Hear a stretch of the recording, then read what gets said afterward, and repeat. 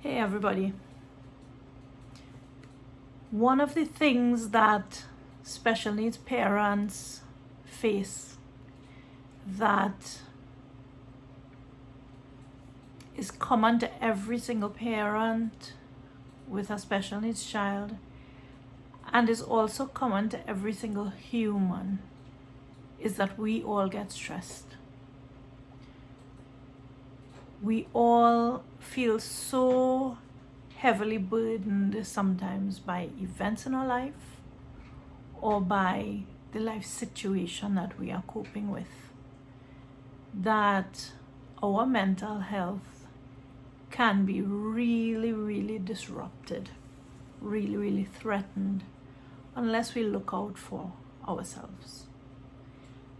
And as a special needs parent myself, the journey to recognizing that I could protect and take back my mental health has been a long one, and one that required me to look with new eyes at my situation and at myself, to understand what I was facing and to understand the choices that I made and the approaches that I used to care better for myself, and as a result to care better for my special needs child and for my family. Today I'm sharing 3 tips to look after your mental health in times of stress, whether those times come from an event that ends or whether they come from a life situation that goes on in the way that special needs parents must handle. So when stress affects you, the first thing that I need you to recognize is that stress has many different effects on us, and they can fall into different groupings. You might see stress affecting you mentally, you will see stress affecting you physically, and you will see stress affecting your performance. So when you start feeling stress, tune in. Is it affecting you in terms of your ability to focus, in terms of your ability to feel as if you have things in control? Is it making you scatterbrained? Is it making you feel overwhelmed? Does it all feel too much so that it's hard for you to make a decision and you lose confidence in yourself and you lose the ability to even sometimes be kind to yourself or to others, or to be patient with yourself or others? Overwhelm is something that sneaks up on you, and then it sometimes feels like it's too late when it just swamps you. So spotting stress creeping up on you really matters, so that you can save yourself from the mental overwhelm that comes on. The second thing that you'll notice is the physical effect of stress, and you may not recognize that stress is what is causing it. One of the most common things that people who are stressed feel is body pain. You may get headaches, you may get shoulder or neck pain. One of the most common things that people complain about is lower back pain, and it may not be caused by a physical strain. It may actually be that stress that causes your back to feel pain. You may feel stomach upset and nausea. You may feel so tense that there's a knot in your throat or in your stomach. So spot how it's making you feel physically. And thirdly, these things then move on to affect our performance, affect our ability to keep our cool, because we might snap and we might get irritable and we may have fallings out at work or at home. It can affect your sleep. You might lock yourself away from everybody and sleep a lot, or you may not be able to sleep very much at all. So stress has this effect that it can be one or the other, very extreme effects on you, but look at how it affects you. Stress also makes us feel like we don't want to be around anybody sometimes. And so we might withdraw from people, or we might actually, because of the way we respond, kind of lead others to leave us alone because they don't want to get into an argument with us. Or people might not know how to approach us, and so they may withdraw as well from us. So isolation is a very real thing that we experience when we are stressed. Sometimes you get so focused on how heavy your situation is that you start to look into the future and say, I don't know if I can handle this. And you start to feel so much fear that you get stuck in negative thinking, in fear, in worry, in telling yourself all that can go wrong. And that causes a cycle where you get more overwhelmed, and then you feel all the other effects ramping up. So I want to share 3 tips, because as you spot this stress starting to come on, you need, or even to help you spot the stress, there are 3 things that I would say would help you.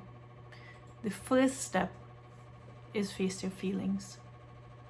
Facing your feelings means actually opening up your eyes, your inner vision and your outer vision, to spot how you feel, to name how you feel.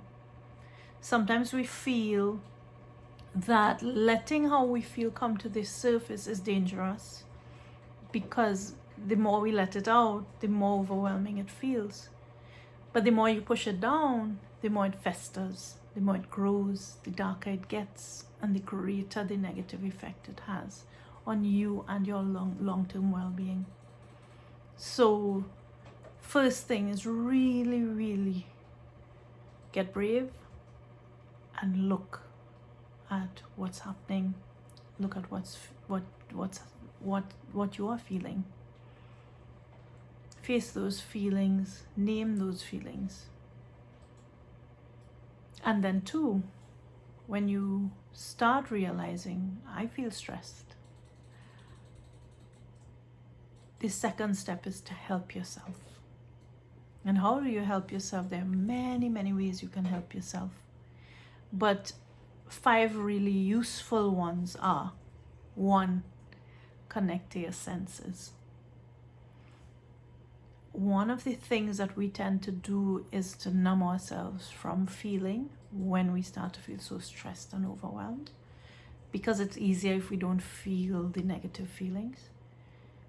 But maybe you can expose yourself to positive things and immerse yourself through your senses in feeling good things to replace the more difficult things. So some of the ways that I would suggest you can do that is get moving and actually enjoy moving your body.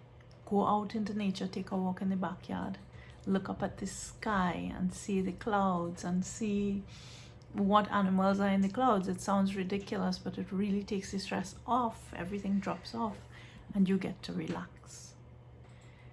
Drop all external worry and just breathe. That's a good one. Every time you breathe out your strain and breathe in support. Breathe out your despair and breathe in hope. Again, it might sound corny, but this has done wonders for me as a special needs parent, because worry comes all the time, and deterioration and illness and decisions about surgery and finances and worrying about the future gets hard. But you can, at least for a few minutes, give yourself a break. Give yourself the ability to press a mental pause button and just relax. And breathing allows you to do that. Within 30 seconds, you can do a reset mentally.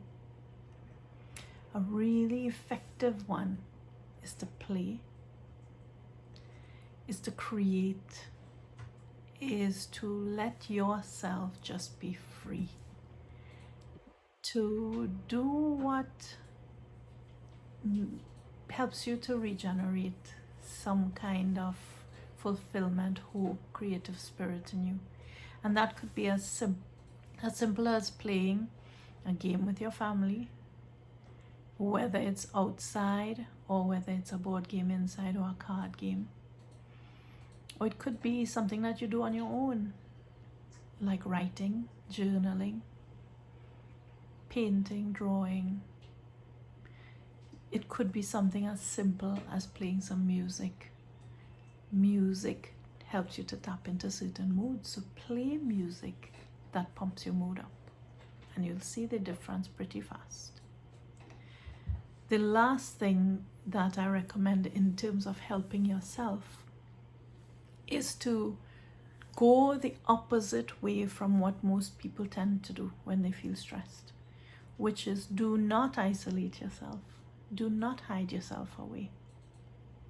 Connect with others. Do the opposite. Whether it is to connect with people who are understanding your circumstance, so in my case, joining a group or leading a group for special needs parents has made a huge difference to me, because by being able to share with people that I know experience similar things, that helps me to know that when I share, I'm helping others and they are also helping me. Third, don't be afraid to ask for help. Most of us feel that we have to hide when we are not perfect. Most of us feel that we have to hide the negative side of ourselves. We feel ashamed to admit that we aren't perfect. We feel like we are admitting that we are weak or we are broken. We feel like people might think we're looking for pity or a handout, and that's not the case. I started to shift the way I look at those things when I realized if somebody asked me for help, I would never think that they had something to be embarrassed about. I'd be so glad that they asked for help. And then I realized if I asked people for help, somebody was going to say, I'm so happy to help you. I'm so happy to reach my hand out to you, in the same way that I would feel about somebody else asking me. So yes, you might find some people who are not empathetic. Then you move on. But you are going to make connections with people who fit your values and who belong to your little social circle of trust and of compassion and of support. And you will be able to support them and they'll be able to support you. So make sure that you don't hide away when you feel like you need support. Ask for it. Go join a community. Build connections, build relationships, and all of that stress will start to shift. That's how you take care of your mental health. I hope some of these tips and suggestions have been useful to you. They have changed my life in the past 2 years. And I know they can change yours if you just give them a try. Come join me in my group. You can see the link in the comments below. And in that group, we help special needs parents to build community, to release their stress, and to feel more supported and supporting. Bye-bye.